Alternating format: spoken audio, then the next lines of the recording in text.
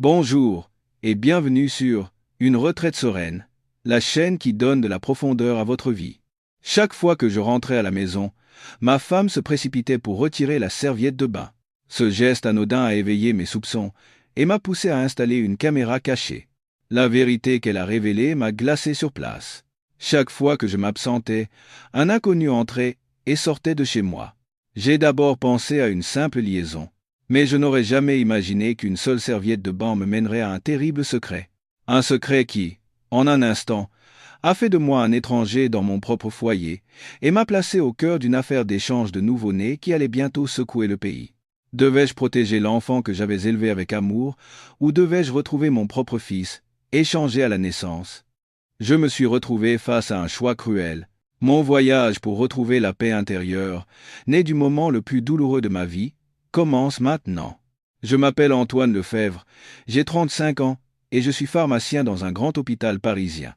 Je ne suis pas un homme exceptionnel, mais avec un emploi stable, une apparence soignée et un caractère responsable, je ne passais jamais pour quelqu'un d'insignifiant. J'ai épousé Sophie, après une relation d'1 an. C'était une femme douce et intelligente. Elle travaillait comme infirmière dans le même hôpital que moi, mais elle avait demandé son transfert dans un dispensaire de quartier, disant vouloir passer plus de temps avec sa famille. Nous vivions au 12e étage d'un immeuble dans un quartier résidentiel tranquille de la banlieue parisienne. Une femme belle et bonne, un travail sans stress, tout semblait s'écouler paisiblement. Tout le monde m'enviait, me disant que j'avais de la chance d'avoir une femme si dévouée au foyer. Sophie était vraiment une perle rare. Elle cuisinait à merveille, savait prendre soin de son mari et aimait notre fils à la folie.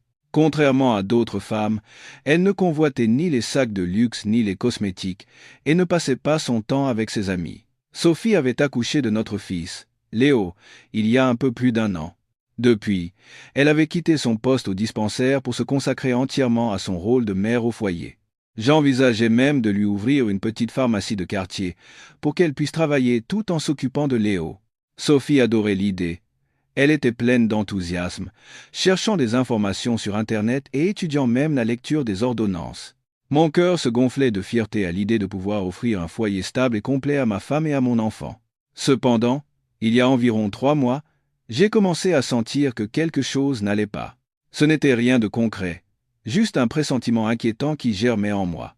Que je rentre à l'heure ou plus tôt, sans prévenir, ma femme avait toujours le même réflexe en arrivant.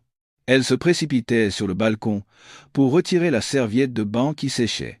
Au début, j'ai pensé que c'était simplement par pudeur, ne voulant pas que je voie le linge étendu en désordre, ou peut-être pour éviter que le soleil ne décolore la serviette. Mais, jour après jour, sans exception, dès que j'ouvrais la porte d'entrée, la première chose que Sophie touchait était cette serviette.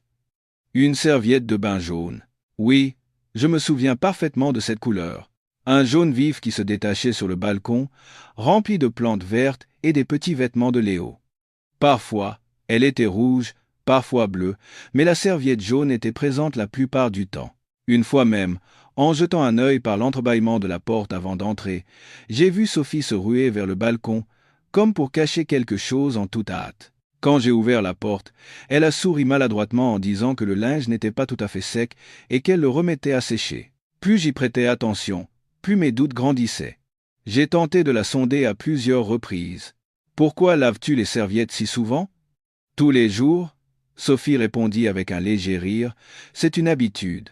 Les serviettes de bain qui restent humides trop longtemps, ça sent le renfermer, et ce n'est pas bon pour la peau. » J'ai hoché la tête sans insister, mais une tempête faisait rage en moi.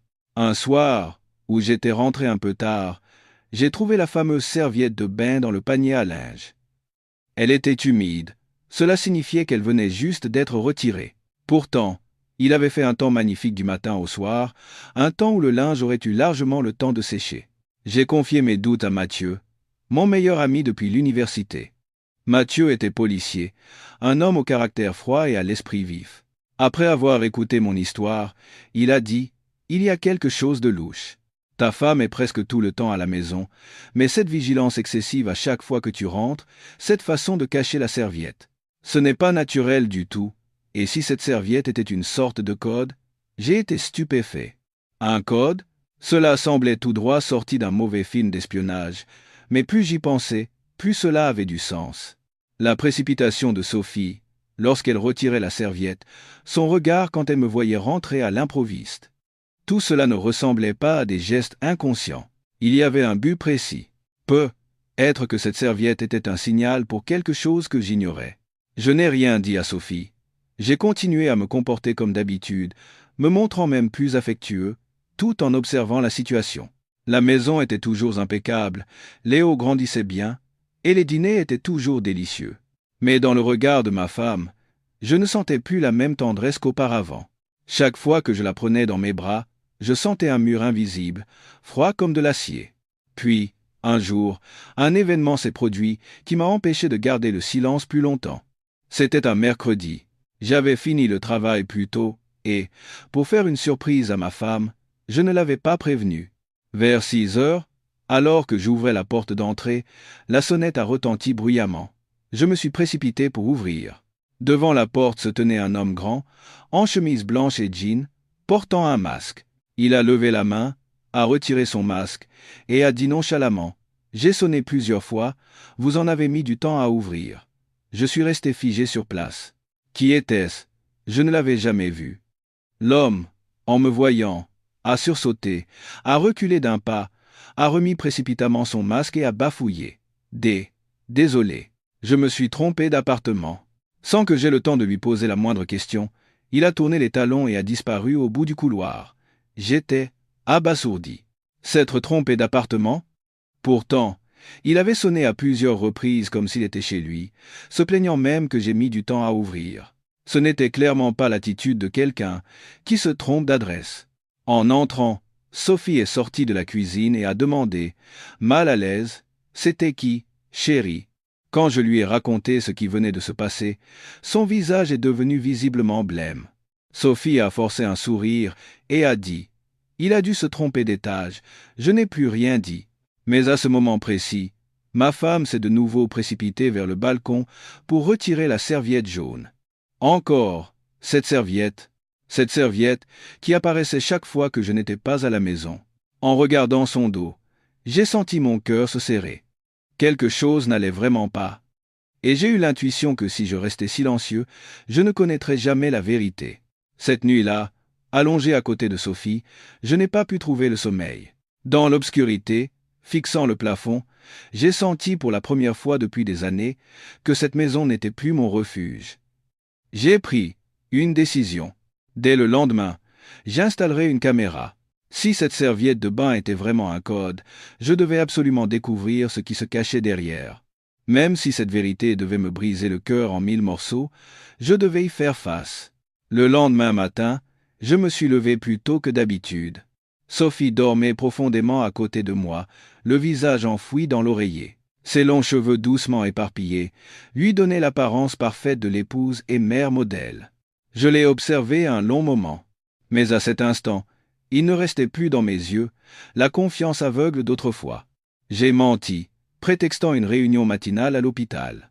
Sophie, bâillant légèrement, m'a dit de ne pas oublier de prendre mon petit déjeuner et m'a fait un signe de la main. Chaque mot, chaque geste semblait attentionné, mais parfois, la perfection est ce qui éveille le plus de soupçons. Je me suis arrêté dans une petite boutique d'électronique de quartier que je connaissais bien. Le propriétaire m'a reconnu et a pensé que j'étais venu acheter quelque chose pour la chambre de mon fils. J'ai choisi une microcaméra haut de gamme, de la taille d'un ongle, connectée à mon smartphone par Wi-Fi. Pour parer à toute éventualité, j'ai aussi acheté une carte mémoire de grande capacité pour tout enregistrer. Ce midi-là, je suis rentré plus tôt que prévu. Sophie était en train d'endormir Léo et la maison était calme. J'ai prétexté devoir ranger le balcon car quelques pots de fleurs avaient été renversés par la pluie quelques jours auparavant. Sophie a simplement hoché la tête et est restée allongée à côté de l'enfant. J'ai profité de ce court instant pour installer la caméra dans une fente sous le plus grand pot de fleurs. C'était une plante grimpante au feuillage dense, un emplacement parfait qui masquait l'objectif tout en offrant une vue claire sur le salon et la porte d'entrée. J'ai même calculé l'angle avec soin, ajustant la direction de la lumière pour éviter un contre-jour l'après-midi. Une fois tout préparé, je suis retourné dans la chambre et me suis allongé à côté de ma femme et de mon fils, faisant semblant de dormir. Mais à l'intérieur, J'étais en feu. Je ne savais plus ce que j'espérais. L'innocence de ma femme ou la vérité, même si elle devait être douloureuse.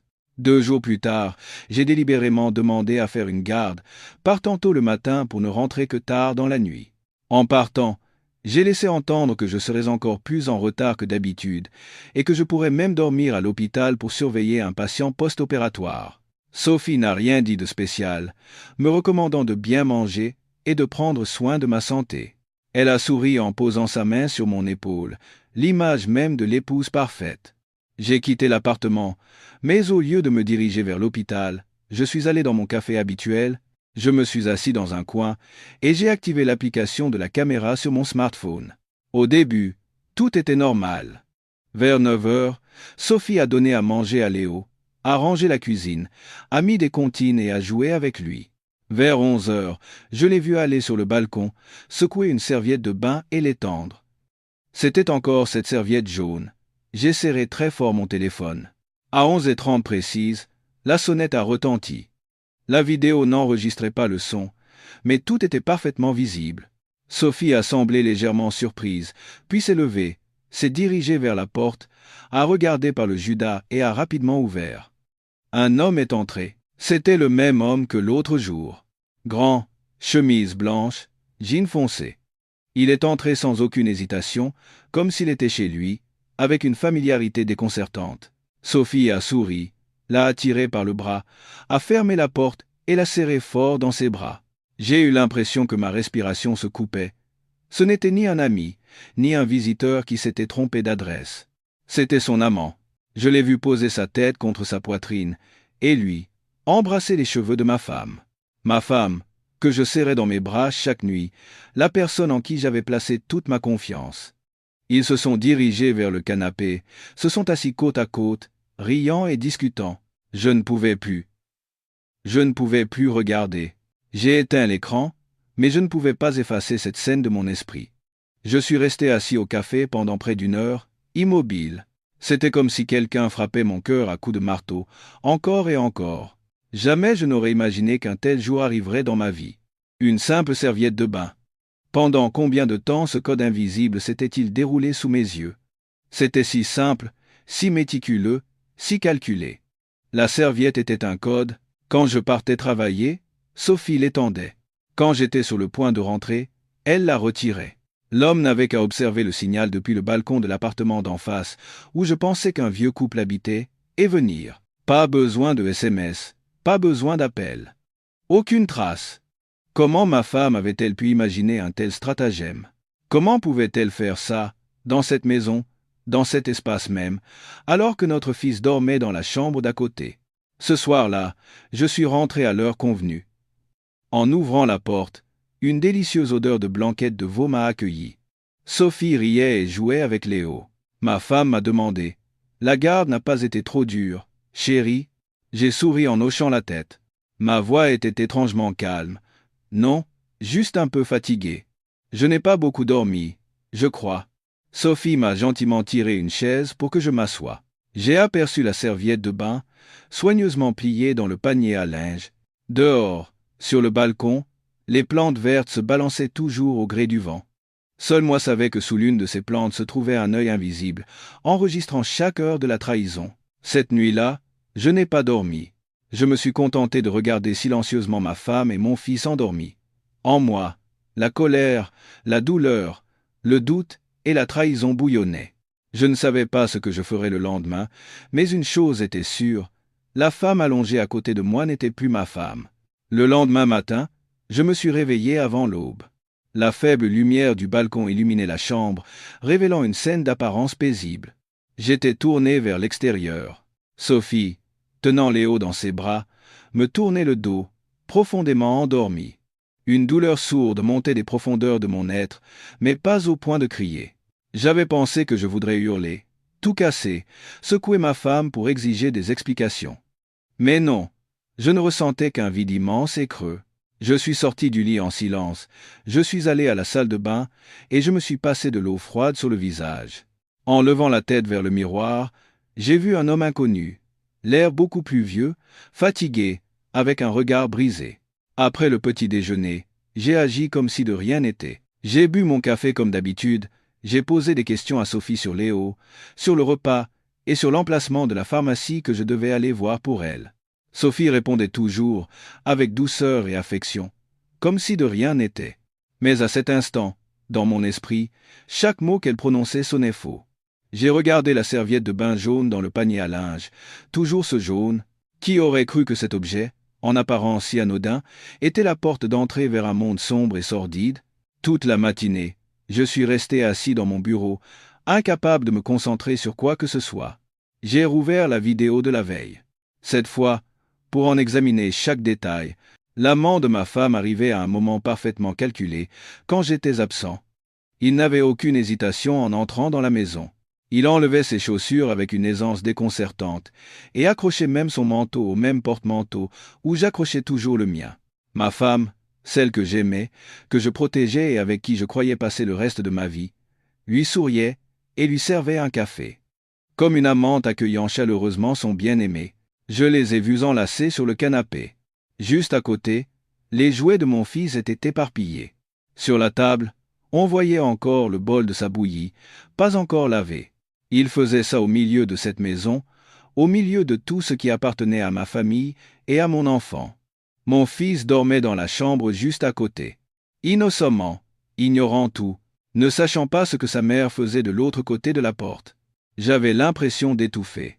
Ils ne m'avaient pas seulement trahi, ils avaient bafoué tout ce que j'essayais de protéger, le bonheur, la morale et la foi en la famille. À ce moment-là, j'ai su que je ne pouvais plus rester les bras croisés. J'ai appelé Mathieu, le seul ami en qui je pouvais avoir confiance. Mathieu, il faut qu'on se voie. C'est urgent. Mathieu n'a pas posé de questions et m'a donné rendez-vous dans un café près de son bureau. En me voyant, il a tout de suite compris à mon regard que c'était grave. Tu as découvert quelque chose, n'est-ce pas? J'ai hoché la tête et lui ai montré la vidéo sur mon smartphone. Mathieu l'a regardé sans ciller, sans un mot. Quand la vidéo s'est terminée, il a poussé un long soupir. Quel salaud! J'ai ravalé ma salive et, d'une voix aussi calme que possible, j'ai demandé « Qu'est-ce que je dois faire maintenant ?» Mathieu m'a regardé longuement avant de répondre « Si tu aimes encore ta femme, tu peux pardonner. Mais si la confiance est brisée, il vaut mieux se séparer pour le bien de tous les deux. Quelle que soit la voie que tu choisis, tu dois te préparer minutieusement. Tu as une preuve, mais ne t'arrête pas là. Continue d'en rassembler. » J'ai compris, une seule vidéo pourrait être considérée comme un accident ou une coïncidence. Bien que ce ne soit manifestement pas le cas ici. Mais si je voulais confronter ma femme, divorcer ou même obtenir la garde de mon fils, cela pourrait ne pas suffire. Une fois, c'est une douleur. Plusieurs fois, c'est une preuve irréfutable. À partir de ce jour, j'ai commencé à mener une double vie. Le jour, j'étais toujours un mari attentionné et un bon père. J'aidais Sophie à s'occuper de Léo, à cuisiner, à nettoyer la maison, et j'ai même dit que j'irais voir des locaux pour sa future pharmacie. Chaque fois que je parlais à ma femme, j'examinais son regard, ses gestes, le ton de sa voix. Sophie a probablement pensé que j'avais abandonné mes soupçons ou que je lui faisais toujours confiance comme avant. Elle continuait à étendre la serviette, à me sourire et à frôler mon épaule quand je passais. Et chaque jour, je vérifiais la caméra, sauvegardant chaque vidéo, chaque expression, chaque instant de ces deux traîtres. Une semaine plus tard, tout était plus clair que jamais. Chaque fois que je disais que je m'absentais, 30 minutes plus tard, la serviette jaune était étendue sur le balcon, et cet homme entrait comme s'il était le maître des lieux. Il s'enlaçait, s'embrassait comme un couple, et une fois, il a même pris mon fils dans ses bras pour jouer avec lui. Comme s'il était son père, j'avais l'impression de devenir fou, mais je n'ai rien fait. Je me contentais de m'asseoir dans le bureau sombre chaque nuit et de revoir les vidéos en silence. Certains soirs, je vidais une bouteille de vin et m'endormais sur le bureau comme un vaincu. Sophie ne remarquait rien et restait toujours aussi douce. Une fois, elle s'est assise à côté de moi et m'a demandé en souriant « Tu as l'air soucieux ces derniers temps. Le travail est difficile ?» Je me suis tourné vers elle et j'ai répondu en feignant la fatigue. « Oui, c'est sans doute ça. » Mais à l'intérieur, je hurlais. « Tu sais pourquoi je ne souris plus? Parce que chaque fois que je te vois, ta faiblesse me donne la nausée. Je savais que j'atteignais mes limites, mais je ne voulais pas exploser maintenant. Une dernière étape. Je voulais les surprendre en flagrant délit, me tenir devant cette femme perfide et lui dire clairement. Tout était à cause de cette serviette de bain. Et cette même serviette serait le linceul de notre mariage. À chaque fois que je revoyais les images capturées par cette petite caméra, mon cœur se serrait, comme s'il était pris dans une main invisible. C'était une sensation douloureuse, paralysante, mais je ne pouvais pas détourner les yeux. J'avais rassemblé suffisamment de preuves. Chaque fois que je quittais la maison, cet homme venait. Chaque fois que la serviette de bain jaune apparaissait, des scènes d'amour effrontées se déroulaient sur ce même canapé où j'avais tenu mon fils, lui avait lu des histoires et avait regardé des films avec ma femme. Je ne suis pas de nature colérique, mais chaque nuit, assis seul dans le noir, à me brûler la gorge avec de l'alcool fort, ma colère grandissait. J'ai pensé à divorcer discrètement, sans faire de vagues. Mais plus j'y pensais, plus je ne pouvais pas avaler cette humiliation. J'avais mis toute ma confiance en Sophie. Non seulement elle m'avait trahi, mais elle l'avait fait dans cette maison, dans cet espace même où se trouvait mon fils, mon propre sang. J'ai décidé de mettre un terme à tout cela, mais je ne voulais pas simplement lui jeter les vidéos au visage. Je voulais les voir de mes propres yeux, et je voulais que Sophie se retrouve face au mari qu'elle avait trompé pendant des mois. Je voulais lui montrer que je n'étais ni un idiot, ni aveugle, ni sourd, comme elle semblait le croire. J'ai commencé à élaborer un plan. Un dimanche matin, lorsque mes parents ont demandé à voir leur petit-fils pour la journée, j'ai pensé que c'était l'occasion de protéger mon enfant d'une scène horrible. J'ai dit à Sophie, « Mes parents veulent voir Léo quelques jours. Je n'ai pas eu le temps de les voir ces derniers temps, alors je vais l'emmener vers midi. » Sophie a semblé hésiter un instant, puis a hoché la tête. Elle a dit qu'elle resterait à la maison pour ranger les jouets de Léo et s'occuper du linge en retard. Je savais qu'elle cherchait une excuse pour faire venir son amant. Je lui ai dit, « Je passerai la nuit là-bas et je reviendrai demain. Repose-toi bien. » Elle a souri légèrement et a embrassé le front de Léo. « Maman va te manquer, mais sois sage, mon chéri. » Ya, Donzé. Ce midi-là, j'ai pris Léo, ses affaires et son biberon et j'ai quitté la maison. Mais au lieu d'aller chez mes parents, je me suis dirigé vers la maison de Mathieu. En me voyant, Mathieu a tout de suite compris quelle folie j'allais commettre. « Tu es sûr que ça va aller ?» J'ai hoché la tête d'un air résolu. « Oui, je n'en peux plus. » Mathieu a soupiré, a pris Léo dans ses bras et a dit « D'accord, je m'occupe de Léo. Mais s'il te plaît, ne perds pas la tête. Ne transforme pas ça en meurtre. » J'ai eu un rire sec. Je veux juste que la vérité éclate. Mon cœur est déjà mort depuis longtemps. Vers 15h30, je suis retourné à l'immeuble, mais je n'ai pas pris l'ascenseur. J'ai monté les escaliers, étage par étage, et je me suis arrêté au 11e, juste en dessous de chez moi. Depuis le balcon d'un appartement vide dans un coin du couloir, je pouvais voir clairement notre appartement. Et bien sûr, avec la précision d'une horloge, la serviette de bain jaune était étendue sur le balcon. À cet instant, j'ai eu envie de monter en courant, de défoncer la porte, d'attraper cet homme et de le battre à mort. Mais je me suis forcé à être patient. Je voulais voir de mes propres yeux. J'ai allumé mon smartphone et je me suis connecté à la caméra. L'homme était déjà là, il s'enlaçait à nouveau, riait, et se livrait à leurs habituelles scènes d'amour. Vers 17h, j'ai monté les escaliers jusqu'au 12e étage et je me suis retrouvé devant ma porte. Je n'ai pas sonné, j'ai utilisé ma clé. Cette clé que j'avais toujours sur moi, que je n'avais jamais changée. La porte s'est ouverte, et je suis entré. Sophie et cet homme étaient allongés sur le canapé. Au bruit de la porte, ils se sont redressés d'un bond, le visage blême. Sophie a attrapé à la hâte une couverture pour se cacher, et l'homme, stupéfait, ne disait rien. Je suis resté debout, silencieux, les regardant comme s'ils étaient des étrangers. « Anne, Antoine » a bégayé Sophie, les lèvres tremblantes. J'ai levé mon smartphone et j'ai lancé la vidéo que je venais d'enregistrer. Ce n'est pas seulement aujourd'hui. Toutes les serviettes que tu as étendues, tous les baisers, toutes les étreintes, j'ai tout vu. Ma femme s'est figée, et l'homme, la tête baissée, a tenté de ramasser ses vêtements. Mais j'ai crié, « Assis, ne bouge pas. Sinon, j'envoie toutes ces vidéos à la police pour violation de domicile. » Il s'est figé et s'est rassis sur une chaise. Je me suis tourné vers Sophie. Ma voix était glaciale. « Tu sais que cette serviette de bain jaune a mis fin à notre mariage ?» Elle a commencé à pleurer. Les larmes coulaient sans discontinuer. Je suis désolé. Pardon.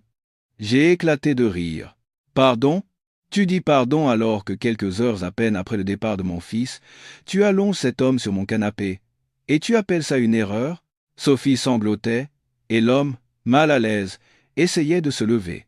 Écoutez, calmez-vous d'abord. Je me suis tourné brusquement vers lui, et j'ai dit d'une voix pleine de mépris. Je suis très calme. Assez calme pour savoir que tu es le salaud qui habite en face, au 1202. Tu venais chaque fois que tu voyais la serviette, c'est ça? Vous pensiez que votre petit jeu de code avec la serviette était un plan génial? Le visage de l'homme est devenu blanc comme un linge, et il a bafouillé. Nous, c'était juste un sentiment. J'ai ri comme un fou. Un sentiment? Alors écoute bien ce que cette femme a à dire sur les raisons, depuis combien de temps ça dure, et pourquoi elle a fait ça. Sophie n'a fait que pleurer avant de se taire. La tête baissée, elle a murmuré d'une voix tremblante une phrase qui m'a poignardé en plein cœur. C'est parce que tu n'étais plus le même qu'avant. Tu étais occupé, froid, tu ne me regardais plus comme avant. J'ai eu le souffle coupé. J'ai travaillé comme un forcené pour acheter cet appartement, la voiture, pour économiser de l'argent pour notre enfant. J'ai fait tout ce qu'un mari et un père devaient faire. Et en retour, tout ce que j'obtenais, c'était « tu n'étais plus le même qu'avant ». J'ai poussé un profond soupir, je me suis retourné, et j'ai sorti une liasse de papier de mon sac. Je l'ai posé sur la table. Les papiers du divorce. J'ai déjà signé. Je me fiche de comment tu vis, avec qui tu vis. Mais l'enfant, Léo, c'est moi qui le garderai. S'il te reste la moindre once de conscience, ne te montre plus jamais devant lui. Sophie me regardait avec une expression désemparée, les larmes coulant en silence. Son amant a pris sa main et a essayé de l'entraîner dehors. Je ne les ai pas arrêtés. Au moment où il franchissait la porte, je n'ai dit qu'une seule chose. Adieu, Sophie, et merci pour la serviette de bain. Après ce jour, la maison chaleureuse, autrefois remplie des rires de mon fils, où chaque soir flottait l'odeur d'un bon plat mijoté, est devenue froide et vide comme un appartement abandonné. Plus de voix de Sophie m'appelant « Chérie », à table, plus de babillage de Léo appelant sa maman. Plus personne pour retirer la serviette jaune du balcon le soir. Cette serviette, preuve de la trahison, je l'ai jetée cette nuit-là à la poubelle, avec les fragments de souvenirs sales. Le lendemain matin, Mathieu m'a ramené Léo. En me voyant, le petit a souri et a tendu les bras, et mon cœur s'est de nouveau serré. Je l'ai serré fort contre moi. Cet enfant n'avait rien fait de mal, mais il était le fruit d'un mariage pourri jusqu'à la racine. « Papa, où est maman ?» a demandé Léo d'une voix innocente. La gorge nouée, j'ai forcé un sourire. Maman est partie en voyage pour un petit moment, mon grand. Maintenant, il ne reste que papa et toi. Ce petit être ne pouvait pas comprendre le fardeau que je portais. Léo a babillé toute la journée, et en m'occupant de lui, je pleurais en cachette chaque fois que je le mettais au lit. Une semaine après avoir présenté les papiers du divorce, j'ai reçu un appel de ma belle-mère. « Antoine, est-ce que je peux passer te voir? J'ai quelque chose à te dire. » J'ai gardé le silence quelques secondes avant de répondre d'une voix basse. « Oui, belle maman, venez. Je suis à la maison. » Ma belle-mère est arrivée un après-midi où il pleuvait des cordes. Vêtue d'un imperméable, un sac en papier épais à la main, son petit corps tremblait sous le vent froid. Je me suis empressé de lui donner une serviette pour s'essuyer les cheveux, je lui ai servi une tasse d'eau chaude, et nous nous sommes assis l'un en face de l'autre. Je ne savais pas par où commencer. Ma belle-mère a regardé autour d'elle dans la maison, puis a dit les yeux rougis. Ma Sophie a été bien sotte. Je ne savais pas que les choses en étaient arrivées à ce point. Si j'avais su, je ne t'aurais pas laissé souffrir ainsi. Je n'ai répondu que par un léger hochement de tête. Je n'en voulais plus à ma belle-mère. Elle était aussi une victime, trahie par sa propre fille. Ma belle-mère a sorti une vieille enveloppe de son sac et me l'a tendue. C'est une lettre que Sophie m'avait écrite il y a quelque temps. Elle ne l'a jamais envoyée. Elle l'avait laissée dans un tiroir chez moi. Je l'ai découverte par hasard hier en la lisant, et j'ai pensé que tu devais savoir. J'ai pris l'enveloppe. C'était l'écriture de Sophie, nette et douce, la même écriture que sur mes cartes d'anniversaire ces dernières années. J'ai ouvert la lettre et j'ai commencé à lire lentement, ligne par ligne. « Maman, je sens que je change. J'ai peur de moi-même. Cette tranquillité excessive dans notre mariage m'effraie. Antoine est un homme si bon, si parfait. Il fait tout pour moi, mais je me sens seul.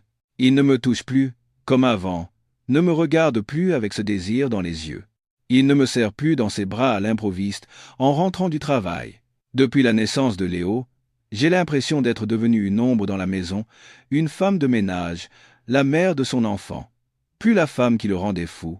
Et puis un jour, j'ai rencontré Lucas, qui habitait dans le même quartier que moi à l'université.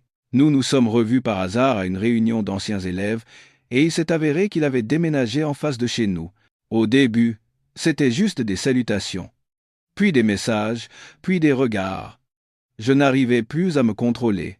Je sais que j'ai mal agi, mais maman, quand je suis avec lui, je me sens à nouveau vivante. Ce n'est pas qu'il soit meilleur qu'Antoine, c'est parce que la façon dont il me regarde est la même que celle d'Antoine au début de notre mariage. J'avais peur de ce mariage trop sûr. J'avais peur du silence, de ces soirées où nous regardions chacun notre smartphone sans plus rien avoir à nous dire. Maman, si un jour Antoine apprend la vérité, je ne demande pas son pardon. Je souhaite juste que la prochaine femme qu'il rencontrera, il l'aime de tout son cœur, pour qu'elle ne devienne pas une ombre effacée dans la maison. Après avoir lu la lettre, j'ai eu l'impression que quelqu'un me serrait le cœur. J'avais pensé que je serais en colère, furieux, que je voudrais déchirer cette lettre en 1000 morceaux. Mais non, je ne ressentais qu'une douleur glaciale qui me pénétrait jusqu'aux os. Sophie avait eu une liaison, mais de son point de vue, elle ne se considérait pas comme une personne cruelle. Elle s'était sentie oubliée, avait senti que son mari n'avait plus besoin d'elle, ne la désirait plus, ne lui parlait plus, ne l'aimait plus comme au premier jour. J'étais un bon mari, c'est vrai, mais j'étais aussi un mari silencieux, un mari qui ramenait son travail à la maison, un mari qui croyait à tort que gagner de l'argent suffisait à protéger le bonheur. Je ne pardonnais pas, mais je comprenais. Et cette compréhension était une douleur plus grande encore que la trahison. Ma belle-mère m'a serré la main. C'est moi qui te présente mes excuses à la place de ma fille. Si cela ne te dérange pas, est-ce que je pourrais venir voir mon petit-fils de temps en temps? C'est mon premier petit-fils. J'ai hoché la tête. Vous pouvez venir, belle maman. Mais s'il vous plaît, ne parlez pas de Sophie à Léo. Ma belle-mère a hoché la tête et a pleuré sans s'arrêter. Cette nuit-là, j'ai tenu Léo dans mes bras et je suis resté longtemps assis près de la fenêtre. La pluie tombait toujours, froide et silencieuse. Mais une chose était sûre, à partir d'aujourd'hui, je ne vivrai plus pour la vengeance, mais pour devenir un père complet, comblant le vide laissé par la confiance brisée de sa mère. Après la conversation avec ma belle-mère et la lettre contenant les aveux de Sophie, j'ai cru que tout était terminé, que la trahison, les larmes, le divorce silencieux, tout cela était passé comme un orage d'été, me laissant le cœur en lambeaux mais rapidement dissipé. J'ai rangé la maison, j'ai plié soigneusement les vêtements de Sophie dans des cartons et je les ai envoyés chez ses parents. Depuis le jour où je lui avais présenté les papiers du divorce, je n'avais reçu ni message ni appel de sa part. Ce n'était pas surprenant. Sophie était du genre à tourner la page froidement une fois sa décision prise. Dans son esprit, j'étais probablement mort depuis longtemps. Je commençais à m'adapter à ma nouvelle vie de père célibataire. Chaque matin, je me levais tôt pour préparer sa bouillie, son biberon, changer sa couche, avant de le déposer à la crèche et de me précipiter à l'hôpital. Le soir, je quittais le travail en hâte pour le récupérer, préparer le dîner et nettoyer la maison. Une fois, Léo a eu une légère fièvre et j'ai passé la nuit à le bercer. Je posais mon front contre le sien, pensant sans cesse « Accroche-toi, mon grand ». Maintenant, il n'y a plus que moi. Mes amis étaient surpris, certains peinaient, d'autres me plaignaient. Mais je n'avais besoin de la pitié de personne, j'avais juste besoin de calme. Un calme sans mensonge, même si j'étais seul. Mon seul ami, Mathieu, passait de temps en temps avec quelques bières et plaisantait. Eh bien, à te voir comme ça, je ne sais pas si je dois te féliciter ou m'inquiéter. Un veuf qui élève son gamin, mais tu as meilleure mine. Je trinquais avec Mathieu, et je riais. Mais seul moi savais quelle immense fatigue se cachait derrière ce rire. Je ne vivais plus pour moi-même. Je vivais pour un enfant. Pour cet enfant qui avait failli assister à la trahison de sa mère dans sa propre maison. Je pensais que tout était fini. Mais un soir, au milieu du mois, alors que je venais de coucher Léo, la sonnette a retenti. J'ai regardé l'heure, 21h17. Qui pouvait bien être là à cette heure? Je suis allé ouvrir. Devant la porte, ce n'était pas Sophie, c'était cet homme. L'homme qui s'était introduit chez moi, qui avait enlacé ma femme sur mon canapé. Il se tenait maintenant devant ma porte, un sac plastique à la main, le visage froid. Je suis resté figé quelques secondes avant de demander d'un ton glacial. « Que voulez-vous » Il m'a regardé droit dans les yeux et a dit d'une voix rauque « Je voudrais vous parler 5 minutes. Si vous refusez, je m'en irai. » J'ai hésité. Une partie de moi voulait lui claquer la porte au nez. Mais j'ai eu l'intuition que quelque chose n'allait pas. Il n'avait plus le même air. Ce n'était plus le lâche qui s'introduisait en cachette. Il semblait lui aussi lutter contre une tempête intérieure, l'air lourd et fatigué. J'ai reculé d'un pas, et j'ai montré le couloir. Dehors, vous n'avez plus le droit de mettre les pieds dans ma maison. Il a hoché la tête. Nous nous sommes retrouvés dans le couloir balayé par le vent. Il a ouvert le sac en plastique et en a sorti une enveloppe. À l'intérieur se trouvait un rapport de test ADN. J'ai froncé les sourcils. « Qu'est-ce que c'est ?» Il a dégluti et a dit très lentement. « C'est le résultat du test de paternité entre moi et votre fils. » Sophie m'a dit qu'elle n'était pas sûre. Elle était confuse. Je ne sais pas pourquoi elle avait ce doute, mais j'ai pensé qu'il fallait clarifier les choses, en toute transparence. Je suis resté figé sur place. Chacun de ces mots était comme un coup de marteau sur ma colonne vertébrale. J'ai fixé le papier, des chiffres, des noms, des codes biologiques, et à la fin, une conclusion en une seule ligne. La paternité n'est pas établie. Je ne savais plus si c'était à cause de moi, de lui, ou des deux. Il a continué lentement. Je sais que vous me détestez. Vous en avez parfaitement le droit. Mais, je ne savais pas que Sophie nous avait fait ça à tous les deux. En apprenant la vérité, j'ai réalisé que je n'étais qu'un pion dans son jeu. J'ai serré les poings. Ma poitrine me faisait mal, comme si elle allait exploser. Je voulais crier, mais Léo dormait à l'intérieur. Alors, de qui est cet enfant? Est-ce que c'est vraiment mon fils? J'ai levé les yeux vers lui. Pourquoi me donnez-vous ça? Parce que vous avez le droit de savoir. Et si cet enfant n'est ni le mien, ni le vôtre, nous devons savoir de qui il est. Je sais qu'il est trop tard, mais je pensais que je vous devais des excuses. Je n'ai plus rien dit. J'ai pris le papier, je suis rentré, et j'ai fermé la porte. Il est resté silencieux un moment, puis est parti. Je suis allé dans la chambre, et j'ai regardé mon fils profondément endormi. Ses petites mains serraient le nounours que je lui avais acheté. Cet enfant m'appelait « Papa » depuis 1 an. J'avais changé ses couches, préparé ses biberons, et lui avais donné tout l'amour d'un père. Mais maintenant, un immense point d'interrogation planait. Cet enfant est-il mon fils? Si ce n'est pas le cas, aurais-je la force de le protéger, comme le dernier fragment d'humanité qu'il me reste? Cette nuit-là, je me suis assis à mon bureau. Le rapport de test ADN apporté par l'amant reposait silencieusement sur la table, comme une blessure ouverte qui ne se refermerait jamais. Sous la lumière jaune, les lettres et les chiffres serrés, les symboles biologiques, ressemblaient à un labyrinthe. Un labyrinthe où l'on se perd à chaque lecture. La paternité n'est pas établie. Une conclusion froide en une seule ligne, mais suffisante pour faire voler en éclats toutes les croyances auxquelles je m'étais désespérément accroché. Assis, figé comme une pierre, je me suis pris la tête entre les mains. Mon cœur battait à tout rompre. Depuis plus d'1 an, j'élevais cet enfant. Je le serrais dans mes bras chaque nuit, je l'embrassais sur le front chaque matin, je l'appelais « mon fils », avec tout l'amour d'un père. Et maintenant, à cause d'une seule ligne d'écriture, je devais faire face à une question terrible. S'il n'est ni le fils de cet homme, ni peut être le mien, alors de qui est-il l'enfant? Je ne pouvais pas dormir. Quand je fermais les yeux, l'image de Sophie me revenait, ses mots murmurés à travers les larmes. Et son visage, faisant entrer cet homme dans la maison, comme s'il était son mari légitime. J'avais pensé que j'avais être été un mari distant et froid, que j'avais ma part de responsabilité. Mais si même cet enfant était un mensonge, alors la trahison de Sophie n'était plus une simple blessure. C'était la ruine. Le lendemain matin, j'ai appelé le laboratoire d'analyse de l'hôpital où je travaillais. J'y travaillais depuis plus de 7 ans, donc personne n'a trouvé suspect que je demande un test de paternité en suivant la procédure interne. J'ai prétexté avoir besoin d'une confirmation de filiation pour un dossier d'assurance. Tout le monde a hoché la tête sans poser de questions. J'ai prélevé soigneusement une mèche de mes cheveux et une de ceux de Léo. Je les ai mises dans des enveloppes séparées et je les ai soumises. Le jeune technicien, qui a reçu les documents, m'a dit avec un léger sourire: « Il faudra environ 3 jours, monsieur Lefebvre, 3 jours. » C'était court, mais cela m'a semblé plus long que l'année que j'avais vécue avec Sophie. Chaque jour, en tenant Léo dans mes bras, je me sentais déchiré. D'un côté, j'espérais que cet enfant soit de mon sang, pour pouvoir continuer à l'aimer sans le moindre doute. De l'autre, je craignais que la vérité ne soit un nouveau poignard qui transpercerait mon cœur.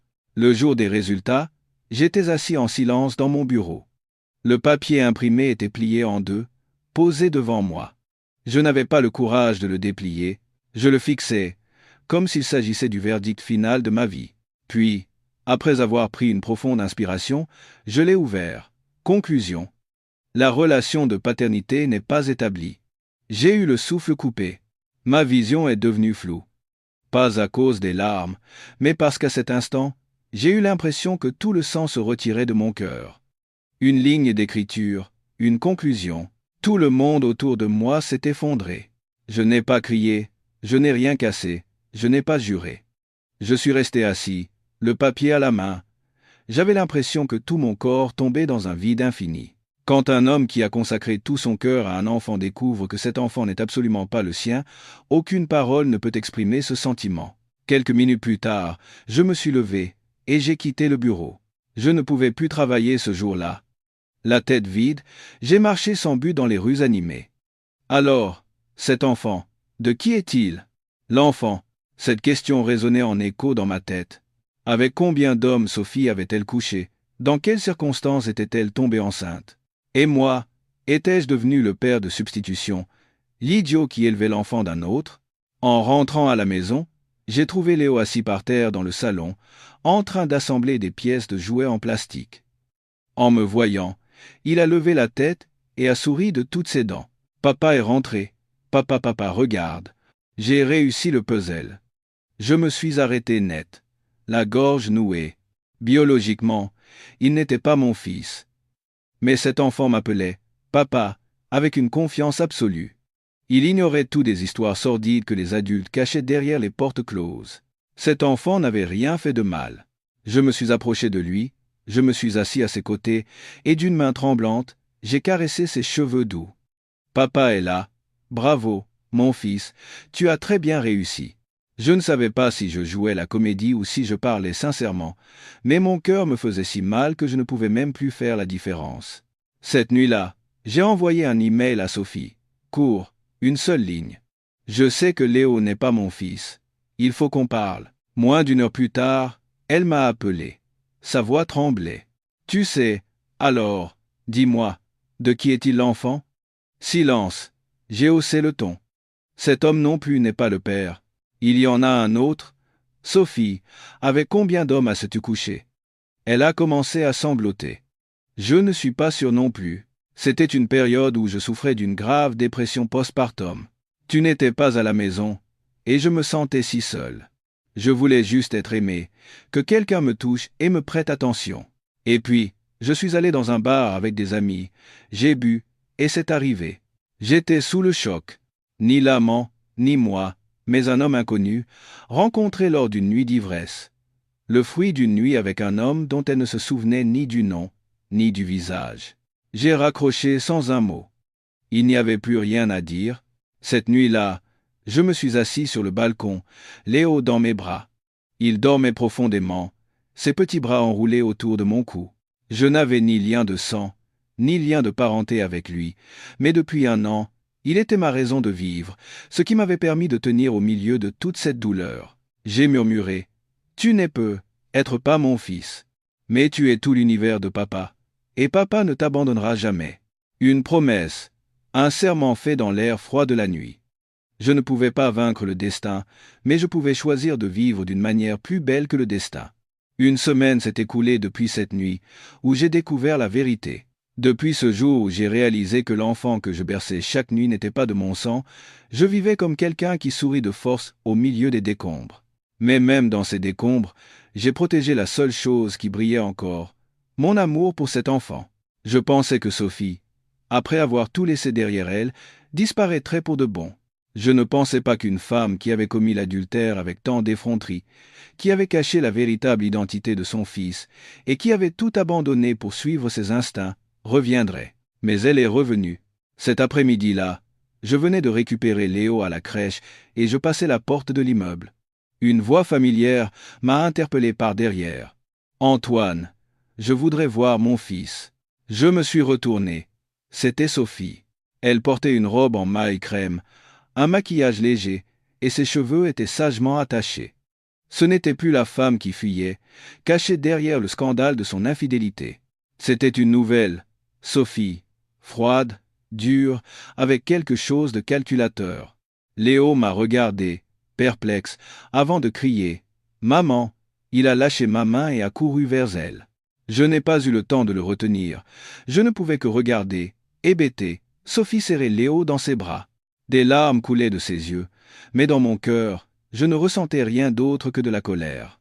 Je me suis approché et j'ai doucement pris la main de Léo. « Rentrons à la maison, mon grand. » Sophie m'a attrapé le bras. Pour la première fois depuis longtemps, elle m'a regardé droit dans les yeux et a dit « J'ai quelque chose de sérieux à te dire. Tu peux m'accorder 10 minutes ?»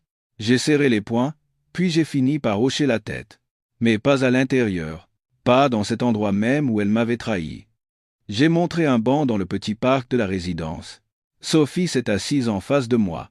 Léo jouait à proximité avec d'autres enfants. Les yeux rougis, elle m'a regardé et a dit « Je sais que tu me détestes. Je ne te demanderai pas de me pardonner. Mais je ne suis pas venu aujourd'hui pour me justifier ou pour supplier. Je suis venu pour clarifier une chose. Je veux récupérer mon fils. » Je l'ai regardée comme si elle venait de dire la chose la plus absurde au monde. « Le récupérer ? Tu plaisantes. Tu as abandonné cet enfant. Tu n'étais même pas sûr de savoir de qui il était. Tu m'as trahi. Tu as menti, et pendant qu'un autre homme tenait ton fils dans ses bras, tu étais allongé avec lui sur le canapé. De quel droit oses-tu dire que tu veux le récupérer ? » Sophie s'est mordu la lèvre. Sa voix tremblait, mais elle était ferme. Je sais que j'ai mal agi, mais de toute façon, c'est moi qui l'ai mis au monde. Je suis sa mère. Tu ne peux pas te mettre entre moi et mon fils. J'ai articulé chaque mot avec force. Tu n'es pas une mère. Tu es juste quelqu'un qui est tombé enceinte après avoir couché avec un homme dont tu ne te souviens même pas du visage. Une mère, c'est quelqu'un qui se lève tôt pour préparer la bouillie, qui veille toute la nuit quand son enfant a de la fièvre, qui a le cœur brisé au son de ses pleurs. Tu n'es plus sa mère ? Elle a baissé la tête, puis l'a relevée. Son regard était encore plus dur. J'ai engagé un avocat. Je vais porter l'affaire en justice pour la garde. De toute façon, tu n'es pas son père biologique non plus. Ces mots ont eu l'effet d'une gifle. J'ai eu un sourire tordu. C'est vrai, je ne suis pas son père biologique. Mais sur l'acte de naissance de cet enfant, mon nom est inscrit comme père. Je l'ai élevé pendant plus d'1 an. Et j'ai suffisamment de preuves et de témoins. Et toi, qu'as-tu, à part ce titre de mère biologique que tu n'as même pas respecté toi-même ? Le corps de Sophie tremblait. Sa voix s'est faite plus basse. Je sais que j'ai commis une erreur, mais je suis une thérapie. Je me soigne, et je veux recommencer. Je veux que mon enfant grandisse avec sa mère et son père. Je ne peux plus être ta femme, mais je veux être la mère de mon enfant. Je n'ai pas répondu. Je me suis levé, et j'ai fait signe à Léo de venir. Rentrons à la maison, mon grand. Léo a couru et a pris ma main. Sophie a essayé de prendre la main de Léo, mais je l'ai repoussée. À partir de maintenant, tout se réglera au tribunal. Elle est restée assise, silencieuse, les yeux rougis. Cette nuit-là, j'ai appelé Mathieu. Ma voix était rauque. Sophie veut la garde. Qu'est-ce que je dois faire ? Mathieu a soupiré. Il va te falloir un avocat. Le meilleur. Je connais quelqu'un qui est spécialisé dans les affaires familiales. Je vais arranger une rencontre. Je l'ai remercié, et j'ai pris Léo dans mes bras. Une angoisse profonde montait en moi. La loi est rationnelle, mais un enfant a besoin d'émotions. J'avais peur que le tribunal accorde un droit de visite à Sophie et qu'elle utilise tous les moyens pour me l'arracher.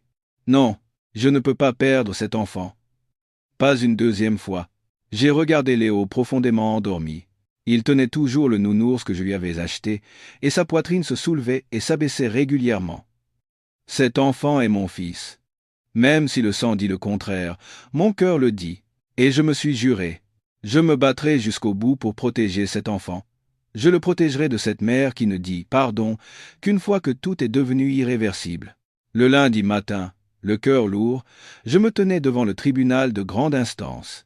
Des nuages gris couvraient le ciel, et l'air semblait se condenser en gouttelettes froides dans ma poitrine. À l'entrée du tribunal, Mathieu m'attendait avec un homme d'une quarantaine d'années. Chemise blanche, cravate sombre, costume impeccable, regard perçant. Voici Maître Imbert, c'est de lui que je t'ai parlé. Il est spécialisé dans ce genre d'affaires de garde d'enfants, alors ne t'inquiète pas. Maître Imbert est très compétent et ne recule jamais devant l'adversaire. Je lui ai serré la main. Sa main était ferme et froide, comme le tribunal dans lequel j'allais bientôt entrer. Maître Imbert n'a pas parlé longtemps. J'ai examiné le dossier. La situation est largement en notre faveur. Monsieur Lefebvre, vous avez élevé l'enfant depuis sa naissance, et nous avons des reçus, des dossiers médicaux, des photos et même les enregistrements de la caméra pour le prouver. Vous êtes également son père légal sur l'acte de naissance. En revanche, la partie adverse, votre ex-femme, a non seulement commis un adultère, mais a aussi abandonné l'enfant pendant un certain temps. Sur le plan légal et émotionnel, nous avons de grandes chances de gagner. Mais quoi? Ai-je demandé, le cœur se serrant légèrement. La partie adverse a aussi engagé une avocate, une certaine maître Chagnon, une avocate assez redoutable. Elle va s'acharner sur le fait que vous n'êtes pas le père biologique de l'enfant. Si les choses tournent mal, vous pourriez n'obtenir qu'un droit de visite et la garde pourrait revenir à la mère biologique. J'ai serré les poings. J'avais l'impression d'être au bord d'un précipice. Je ne peux pas laisser faire ça. J'en ai déjà assez bavé.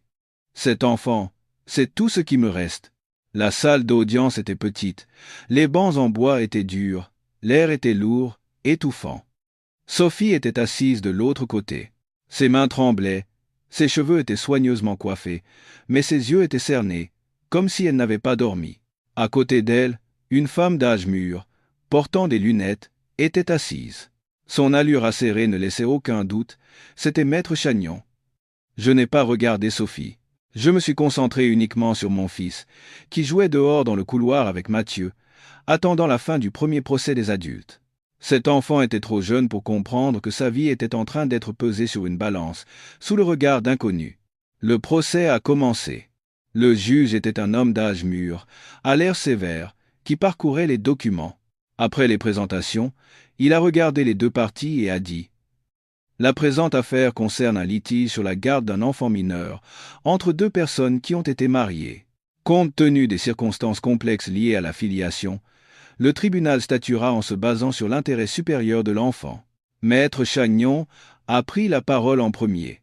Sa voix était calme, mais chaque mot était aussi tranchant qu'une lame de rasoir. « Monsieur le juge, ma cliente, Madame Sophie Richard, est la mère biologique de cet enfant. Bien qu'il y ait eu des erreurs dans sa vie conjugale, son instinct maternel a toujours été présent. Madame Richard a suivi une thérapie, a retrouvé sa santé et a un emploi stable. Si elle n'a pas pu s'occuper de son enfant pendant un temps, c'était dû aux séquelles d'une dépression postpartum. Nous avons d'ailleurs soumis un certificat médical à ce sujet.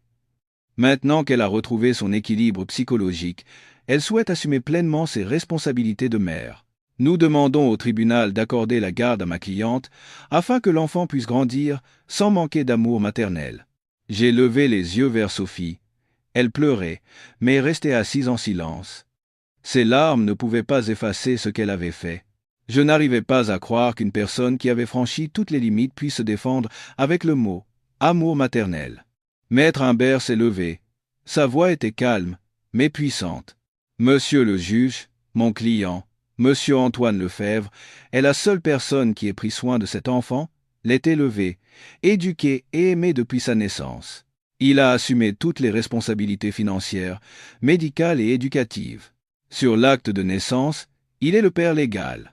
Bien qu'un test ADN ait révélé plus tard qu'il n'était pas le père biologique, la loi ne se limite pas au lien du sang. La loi prend en considération l'intérêt supérieur de l'enfant et examine si le gardien actuel offre des qualifications suffisantes, de l'affection et un environnement de vie sain. Il s'est tourné vers moi. Monsieur Lefebvre n'a jamais abandonné l'enfant. En revanche, la mère biologique, Madame Richard, a non seulement commis un adultère, mais a laissé son amant tenir l'enfant pendant qu'elle se livrait à des ébats sur le canapé. Nous avons les enregistrements vidéo de la maison. De plus, elle a abandonné l'enfant et a disparu sans donner de nouvelles pendant plus de 3 mois. Une telle personne a-t-elle la qualification morale pour être une mère? Des murmures ont parcouru l'assistance, et le visage de Sophie est devenu livide. Maître Chagnon s'est levé précipitamment pour protester, arguant que les preuves vidéo obtenues sans consentement légal n'étaient pas recevables. Maître Humbert a répondu brièvement. Nous avons déjà soumis une copie et demandé une vérification. La vidéo a été filmée dans le domicile légal de mon client et constitue une preuve légitime.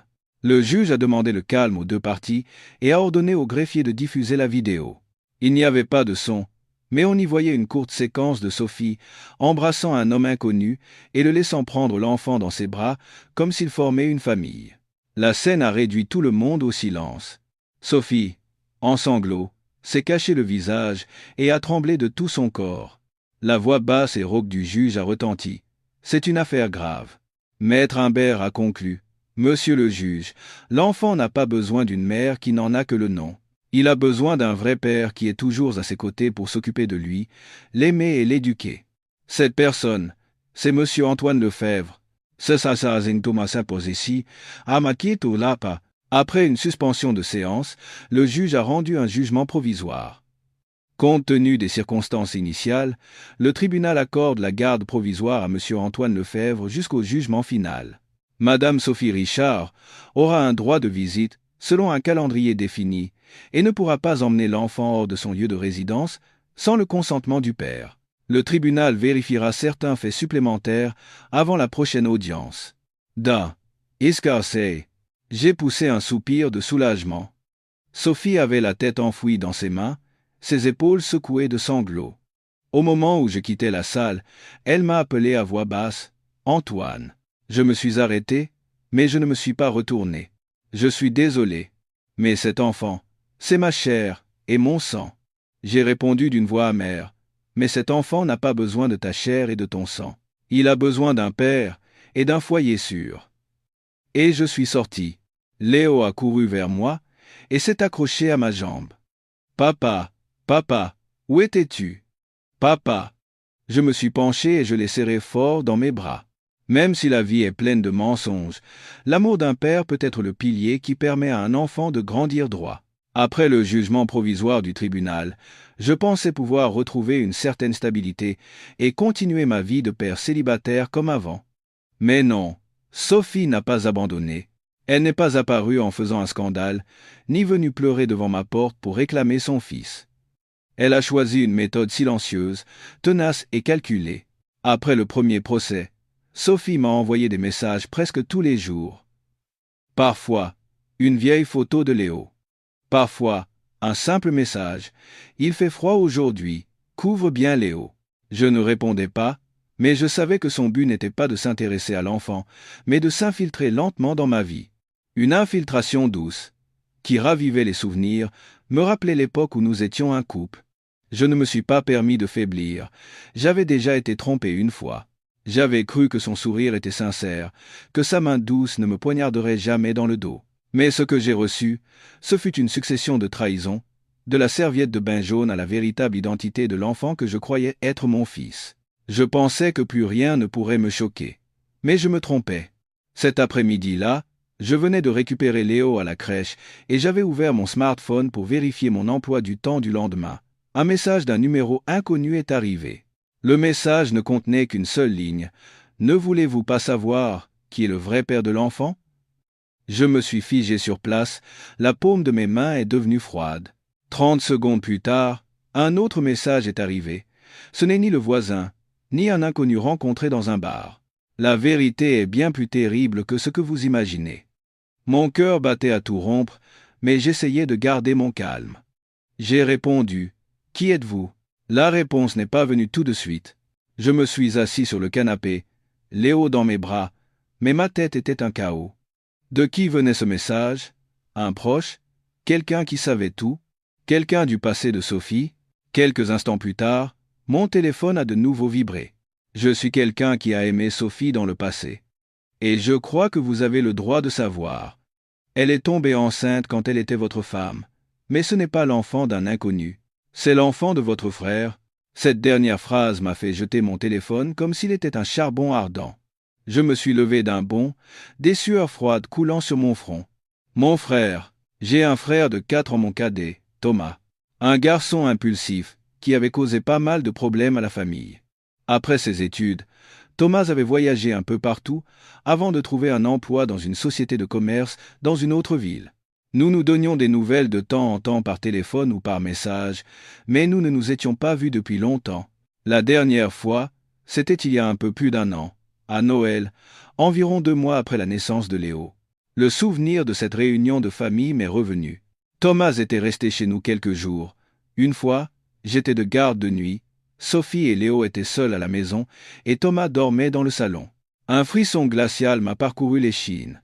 Non, c'est impossible. Ça ne peut pas être vrai. J'ai immédiatement appelé Thomas. La sonnerie a duré très longtemps avant qu'il ne décroche. Sa voix était un peu paresseuse, comme d'habitude. Antoine, qu'est-ce qui se passe? J'ai essayé de garder une voix calme. Thomas, tu as un moment? Viens à Paris, il faut que je te voie. J'ai quelque chose à te dire. Qu'est-ce qu'il y a? C'est important. Viens dès que tu peux. Ce n'est pas quelque chose qu'on peut dire au téléphone. Thomas a hésité un moment, puis a dit « D'accord. Je vais voir comment je peux m'arranger. » J'ai raccroché. Mon esprit était un chaos. Je ne savais pas si j'espérais que ce message soit faux ou vrai. Mais une chose était sûre. Si c'était vrai, ce n'était plus un simple divorce. C'était un coup de poignard dans le dos de la part de mon plus proche parent. Cette nuit-là, je suis resté assis dans la chambre faiblement éclairée. Léo dormait paisiblement à côté de moi. J'ai regardé son visage. Les yeux, le nez et même les fossettes sur ses joues. Il ne me ressemblait pas, mais je m'en étais accommodé.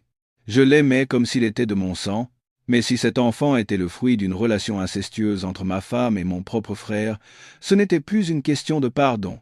C'était une question d'accepter ou de s'effondrer. Une larme a coulé silencieusement sur ma joue. Ce n'était pas de la faiblesse, c'était la prise de conscience qu'il existe des blessures qui ne peuvent jamais guérir, même si la personne qui vous les inflige est de votre propre sang. 3 jours plus tard, Thomas est arrivé. Je l'attendais à la gare routière. Mon cœur était comme un fil tendu sur le point de rompre. Mes yeux étaient gonflés par les nuits, sans sommeil. Thomas est descendu du bus, l'air comme d'habitude, les mains dans les poches, son sac à dos sur une épaule, les cheveux en désordre après le long voyage. Il a souri et a dit « Ça fait longtemps que tu n'es pas venu me chercher à la gare, mon frère. Il y a quelque chose de grave ?» Je n'ai pas souri, et j'ai répondu. Pendant tout le trajet jusqu'à la maison, nous n'avons pas dit un mot. Je conduisais, et Thomas était assis en silence à côté de moi. De temps en temps, il me regardait comme pour dire quelque chose, puis se ravisait. Arrivé à la maison, j'ai laissé mon fils jouer avec ses jouets dans sa chambre. J'ai fermé la porte, tiré les rideaux, préparé 2 tasses de thé chaud, et je me suis assis en face de mon frère. Sans détour, j'ai demandé « Cet enfant, c'est mon neveu ?» Thomas s'est figé. Il m'a regardé comme si je venais de dire la chose la plus folle du monde. Mais son regard n'était pas un déni total. Je pouvais y lire un trouble évident. « Antoine, qu'est-ce que tu racontes? C'est impossible. » J'ai sorti mon smartphone et je lui ai montré le message anonyme. « Le vrai père de l'enfant est votre frère. » En lisant ces mots, Thomas s'est mordu la lèvre. Cette fois, j'ai demandé à nouveau, lentement, mais d'une voix glaciale. L'année dernière, à Noël, quand j'étais de garde, il s'est passé quelque chose entre toi et Sophie? Thomas a dégluti et a reculé. La main qui tenait sa tasse de thé, qu'il n'avait pas encore bu, tremblait. Antoine, je ne l'ai pas fait exprès. Je te le jure. Dans mon esprit, un sentiment à la fois chaud et froid, comme du sang qui reflue, a jailli. Je me suis levé d'un bond. Alors, c'est vrai. Thomas, la tête baissée, est resté silencieux un long moment avant de hocher légèrement la tête. J'ai chancelé et j'ai reculé. Je n'en croyais pas mes oreilles. Tous mes soupçons, tous mes doutes, venaient d'être confirmés par les aveux de mon propre frère, celui que j'aimais et que j'avais protégé toute mon enfance. « Parle, Raconte-moi tout. Je veux tout entendre, du début à la fin. Thomas a parlé d'une voix tremblante. Ce soir-là, j'avais bu avec des amis, et je suis rentré tard. Tu étais de garde, et Sophie, ta femme, était à la maison. J'étais vraiment saoul. Je me suis assis sur le canapé, et je me suis endormi. Quand je me suis réveillé au milieu de la nuit, ta femme était là, en train de calmer le bébé. Je ne sais pas pourquoi j'ai été aussi fou. Je ne me souviens même plus qui a commencé. Tout me semble comme un rêve. Je pensais que c'était juste un accident de parcours. Je ne savais pas que ta femme était enceinte. J'ai eu un rire amer. Un accident de parcours? Tu as couché avec ma femme, ta belle-sœur, et tu appelles ça un accident de parcours? Thomas a fondu en larmes. J'ai fait une erreur, Antoine. Je n'avais pas le courage de te faire face. C'est pour ça que je me suis enfui loin, que j'ai trouvé un travail et que je n'ai plus donné de nouvelles. Je ne savais pas que ta femme était enceinte, et je ne savais pas que cet enfant était le mien. Chez Zita Bissari, j'ai sorti mon smartphone et j'ai rouvert la lettre de Sophie que ma belle-mère m'avait donnée. Dans cette lettre, Sophie parlait d'une nuit d'ivresse, d'une nuit dans un bar avec un inconnu, mais il n'y avait aucune mention de Thomas. J'ai plissé les yeux. Cette femme m'a dit que tu étais un inconnu. Tu le savais? Thomas a levé la tête. Quoi? C'est choquant, n'est-ce pas? Sophie n'a jamais admis que tu étais le père. Elle a dit qu'elle n'était pas sûre de qui c'était. Cette femme a essayé de tout cacher. Tu n'étais qu'un pion, toi aussi. Thomas, le visage décomposé, avait les larmes aux yeux, mais je n'éprouvais plus aucune pitié. J'ai haussé le ton. Tu penses que tu as fait une erreur et qu'elle est une victime? Tu penses qu'elle était au pied du mur? Non, cette femme avait un plan. Tu n'es qu'un des hommes qu'elle a utilisé pour combler son vide intérieur ou satisfaire un désir passager. Thomas s'est effondré sur sa chaise et s'est pris la tête entre les mains. Je suis désolé, Antoine. Je suis désolé. J'ai serré les poings, puis je les ai relâchés. J'étais si fatigué que je n'avais plus envie de le frapper, de crier, de maudire. Ma douleur avait déjà atteint ses limites, et il ne me restait plus qu'un vide creux. Sors de cette maison. Tout de suite. Ne laisse pas l'enfant te voir. Et si tu n'as pas le courage d'assumer ton rôle de père à l'avenir, ne te montre plus jamais dans sa vie. Thomas s'est levé en chancelant et s'est dirigé vers la porte. Avant de partir, il s'est retourné et a dit d'une voix rauque, « Antoine, je n'ai vraiment jamais voulu te faire de mal. Je le regrette vraiment. » Je n'ai pas répondu. La porte s'est refermée. Dans la pièce, il ne restait que moi et mon fils. Non, cet enfant était le fils de mon frère, et par le sang, mon neveu. Mais il m'appelait toujours papa, s'endormait chaque nuit contre mon épaule et croyait que j'étais la personne qu'il aimait inconditionnellement. Je me suis effondré par terre, et je me suis pris la tête entre les mains. Le sentiment de perte que je ressentais maintenant était différent de la trahison de Sophie, différent de la douleur que j'avais ressentie en recevant les résultats du test ADN. C'était le désespoir d'avoir été trompé par mon propre sang. Chaque fois que j'épluchais une couche de la vérité, une couche de mensonge plus épaisse et plus amère apparaissait. Mais à ce moment-là, la voix claire de mon fils a retenti de la chambre. « Papa, où es-tu? Papa, viens faire le puzzle avec moi. » J'ai essuyé mes larmes et je suis entré dans la chambre. Son petit visage, ses yeux brillants, son sourire innocent, encore pur de toute souillure du monde.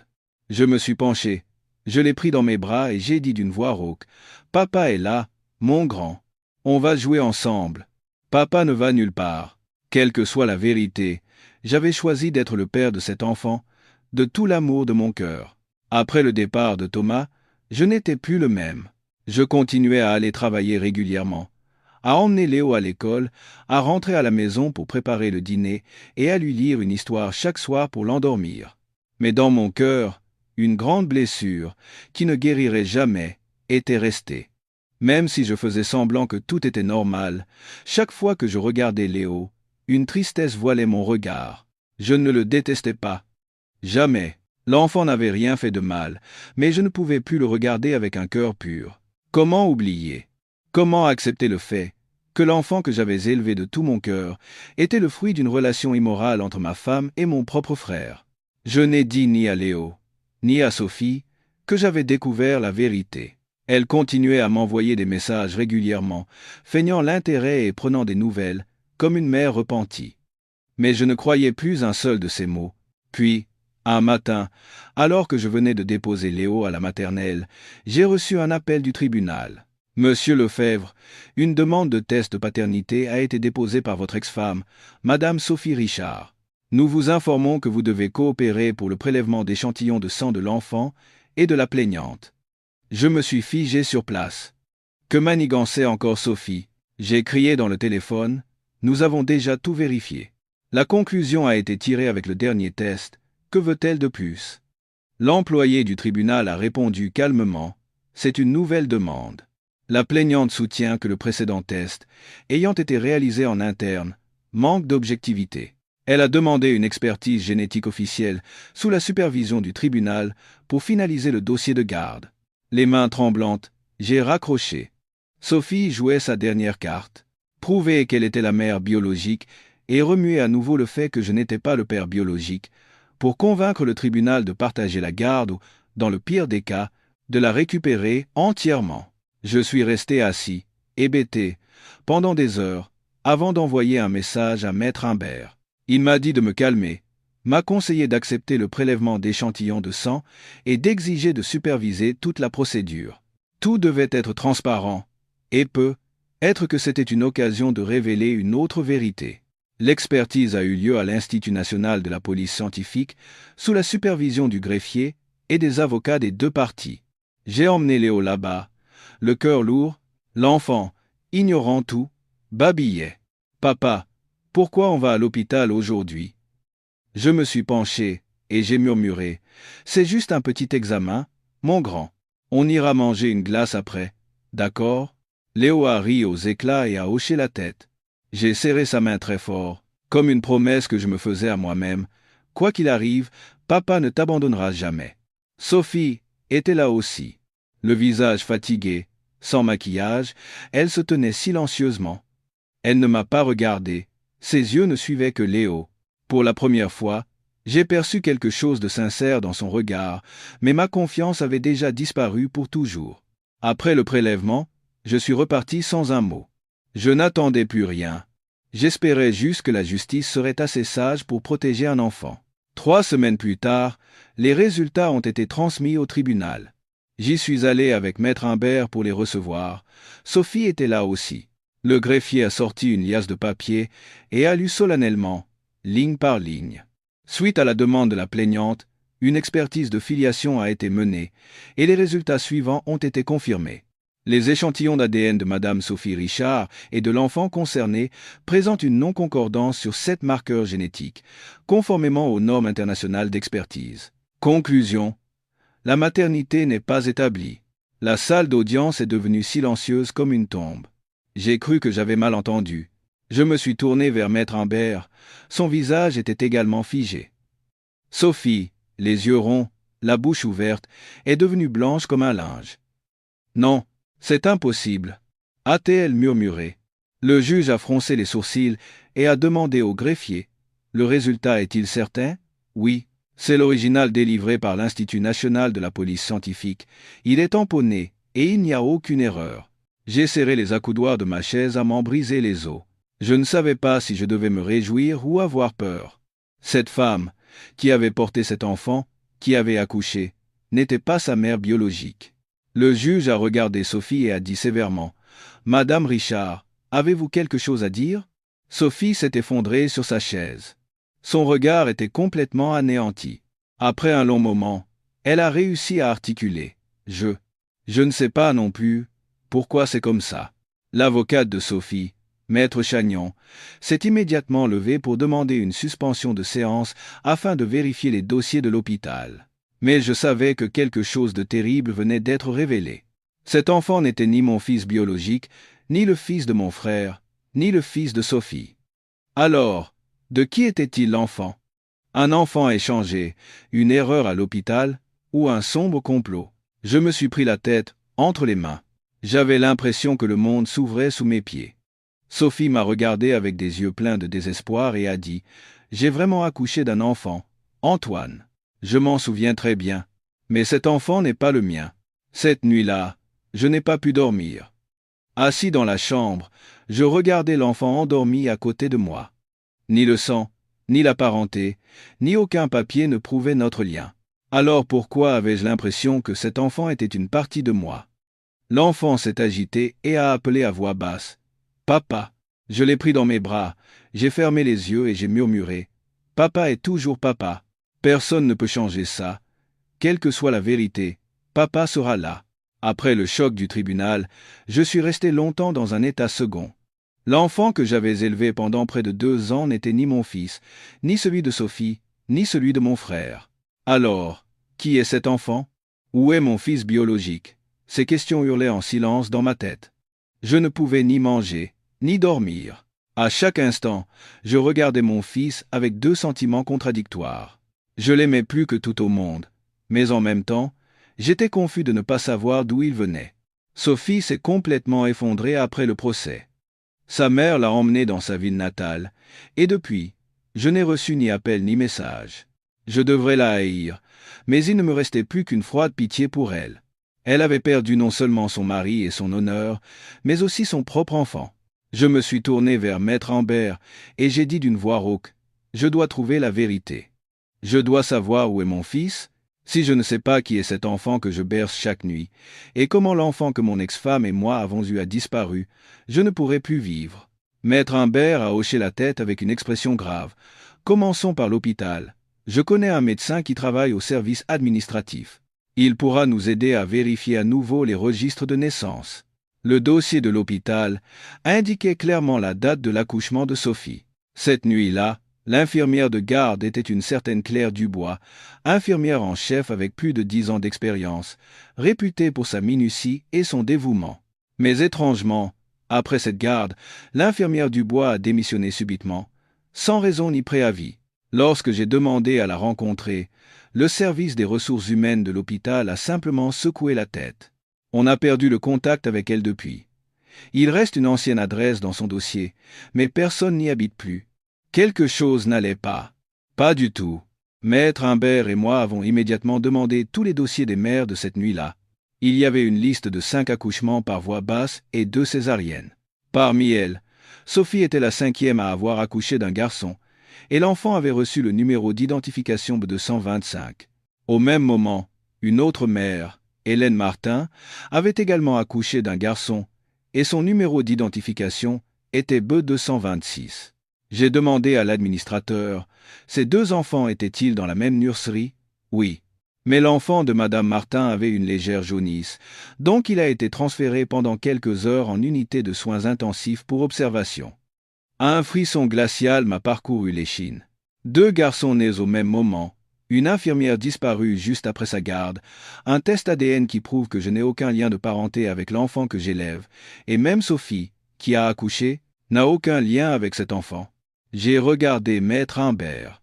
Il a froncé les sourcils et a dit « Il y a une très forte probabilité que les nouveau-nés aient été échangés. Cela pourrait être une simple erreur, ou un acte délibéré. » Nous nous sommes mis à la recherche de l'ancienne adresse de Madame Hélène Martin. C'était un vieil immeuble dans un quartier périphérique de la ville. Le propriétaire a confirmé qu'Hélène Martin y avait bien vécu, mais qu'elle avait déménagé juste après son accouchement. Elle est partie sans même récupérer sa caution, avec son bébé, mais je crois avoir vu une femme en uniforme d'infirmière venir la voir plusieurs fois. Mon corps tremblait. La description correspondait à l'infirmière Claire Dubois. J'ai demandé sa nouvelle adresse, mais le propriétaire ne la connaissait que vaguement. J'ai entendu dire qu'elle était retournée dans sa ville natale, à Lille. J'ai demandé à un ami journaliste de chercher des informations auprès du centre de santé de cette région. Il a fallu 2 jours pour enfin découvrir qu'Hélène Martin vivait avec son fils dans un quartier résidentiel en périphérie. Elle travaillait dans un atelier de confection, n'était pas mariée et vivait discrètement. Je ne me suis pas présenté, et j'ai seulement dit que je venais vérifier des documents pour un programme d'aide aux mères célibataires. Elle s'est méfiée, mais a accepté que je prenne une photo de son enfant. Le garçon avait un peu plus d'1 an, avait des cheveux épais et des traits qui me ressemblaient étrangement. Je n'en croyais pas mes yeux. De retour à la maison, j'ai regardé une vidéo de mon anniversaire de l'année dernière. On y voyait Sophie, tenant Léo dans ses bras, coupant le gâteau. J'ai comparé la forme des yeux, de la bouche, du nez. L'enfant de la vidéo ne me ressemblait pas autant que celui que je venais de rencontrer. Mon cœur s'est serré. J'ai dit à maître Humbert, je veux faire un test ADN avec cet enfant aussi. Le plus vite possible. Maître Humbert restait silencieux. Si c'est vrai, cela signifie que votre fils biologique a été échangé à la naissance. Une semaine plus tard, les résultats du test sont arrivés. Je me tenais en silence devant le bureau de maître Humbert. Il m'a regardé et sans un mot, m'a tendu le rapport. Je l'ai pris d'une main tremblante. Conclusion. La relation de paternité entre M. Antoine Lefebvre et l'enfant concerné est établie. Probabilité de paternité 99, 999%. Je me suis effondré. Cet enfant, qui vivait dans une vieille maison en périphérie, que je pensais être le fils d'une mère pauvre, était mon fils biologique. Et l'enfant que j'avais élevé jusqu'à présent, celui qui m'appelait papa et qui s'endormait chaque nuit dans mes bras, n'avait pas une seule goutte de mon sang. Je ne savais pas si je devais pleurer ou rire, si je devais souffrir. Le destin était si cruel. Il m'avait fait donner mon amour à un enfant qui n'était pas le mien, et avait caché mon propre enfant dans une autre vie. Et maintenant, je me trouvais à la croisée des chemins. D'un côté, l'enfant que j'aimais comme mon propre fils.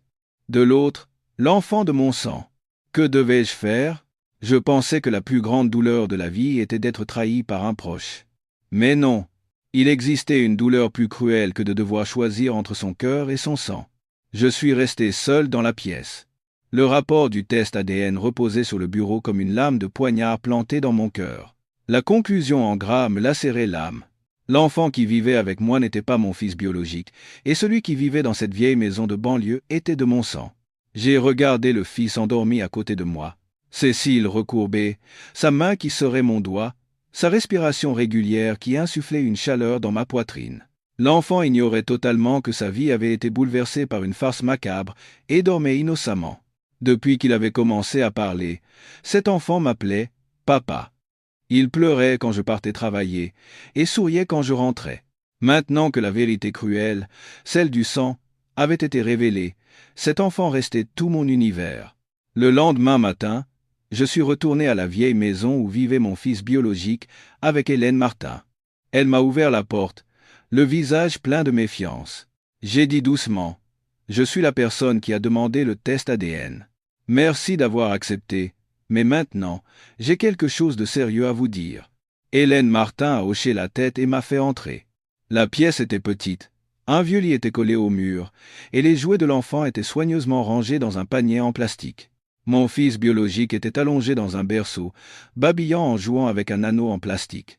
Pour la première fois, je regardais mon enfant avec les yeux de la vérité, celle du sang. « Madame Martin, ai-je dit, la gorge nouée. Saviez-vous que les enfants avaient être été échangés à l'hôpital ce jour-là? » Elle a été surprise, puis a lentement hoché la tête. J'ai eu des doutes, moi aussi, parce que mon enfant ne me ressemblait pas du tout.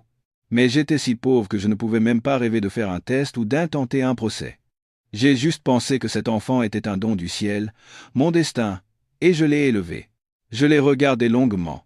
Une femme pauvre, mais qui avait élevé avec amour un enfant qui n'était être pas le sien.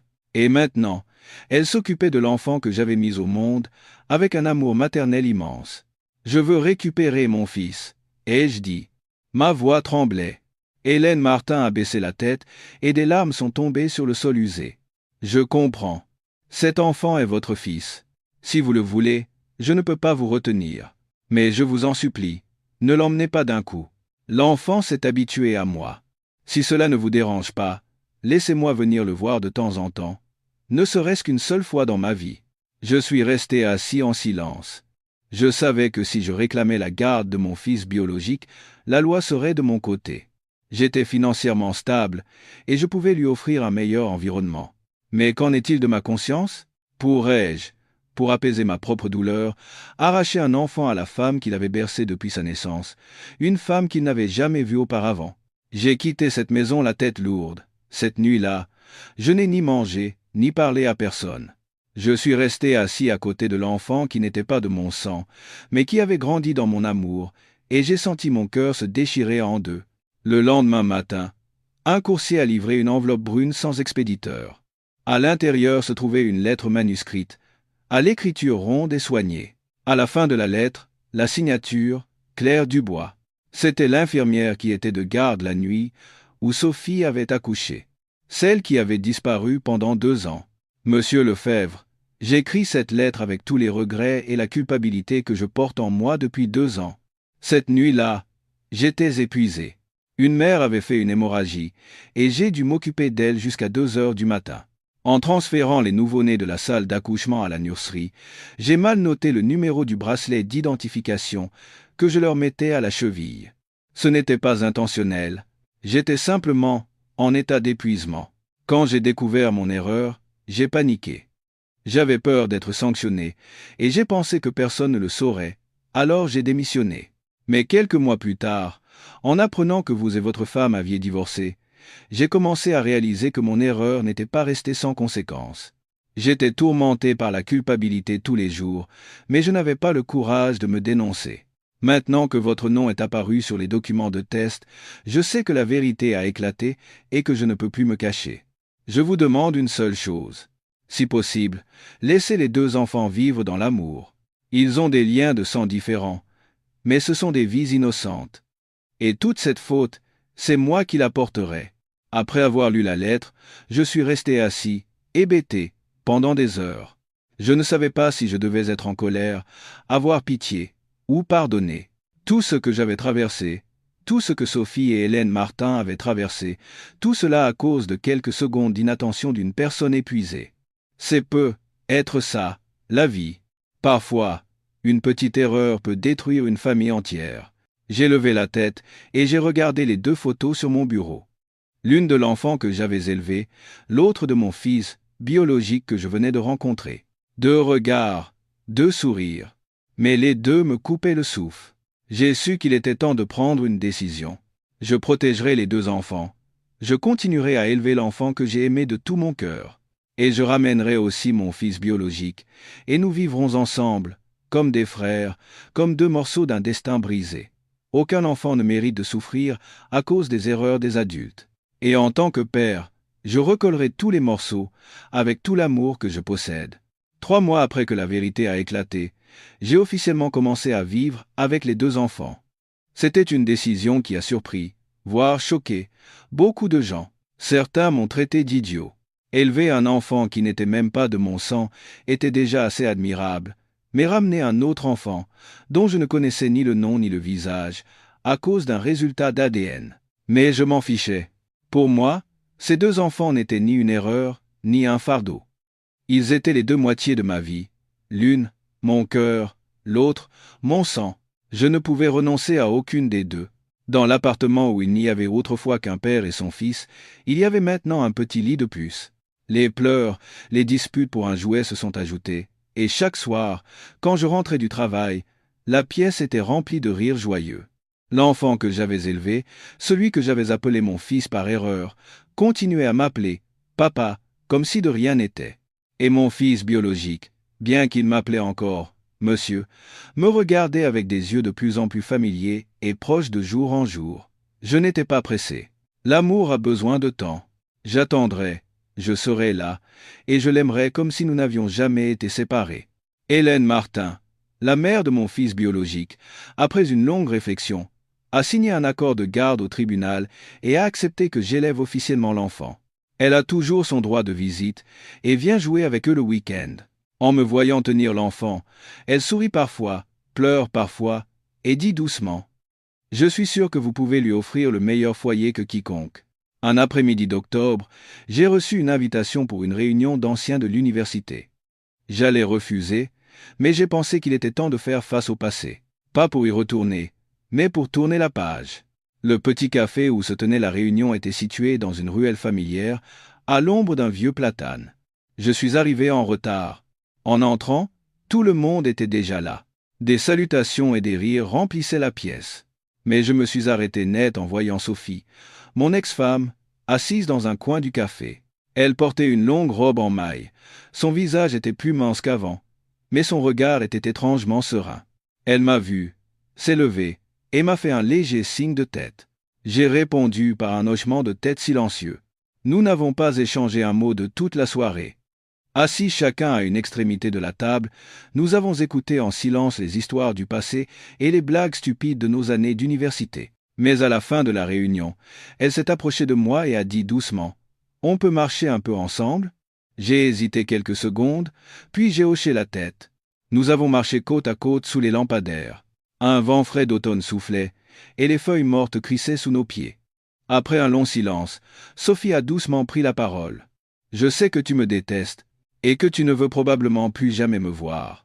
Mais aujourd'hui, je voulais te dire merci. Merci d'avoir protégé cet enfant. Même s'il n'est le fils de personne, il a trouvé un vrai père. » J'ai serré les poings dans mes poches. Sophie m'a regardé, les yeux pleins de larmes. Je n'ai plus le courage d'être une mère.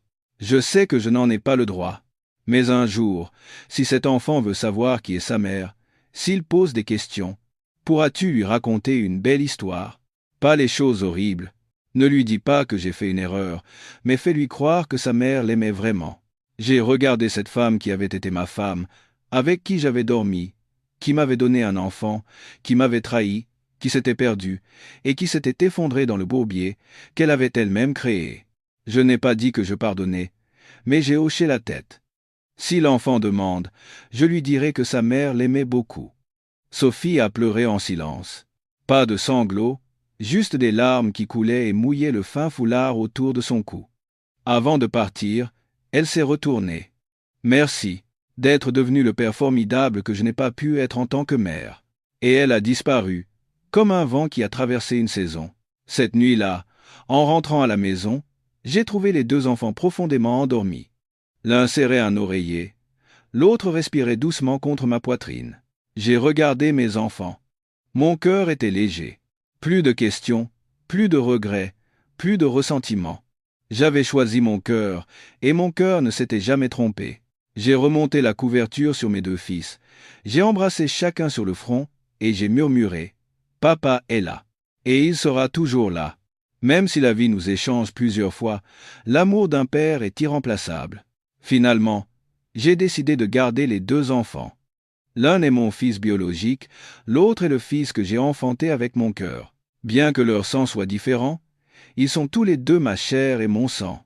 Je ne suis être pas un homme parfait, mais je crois être devenu le père le plus complet que je puisse être. La vie n'est pas toujours juste, mais si nous aimons suffisamment, toutes les blessures finissent par être guéries par le cœur. Et vous êtes-vous déjà trouvé à la croisée de chemins douloureux, hésitant entre la raison et le sentiment, entre ce qu'il faut protéger et ce qu'il faut laisser partir? Croyez que l'amour, dans sa forme la plus juste, sera toujours la réponse la plus sage. Merci d'avoir écouté cette histoire émouvante jusqu'au bout. Si elle vous a touché, laissez un commentaire ci-dessous. Partagez cette vidéo avec ceux que vous aimez et n'oubliez pas de liker et de vous abonner à la chaîne Une retraite sereine. Chaque petit partage de votre part nous aide énormément à raconter d'autres histoires de vie inspirantes. Merci, du fond du cœur.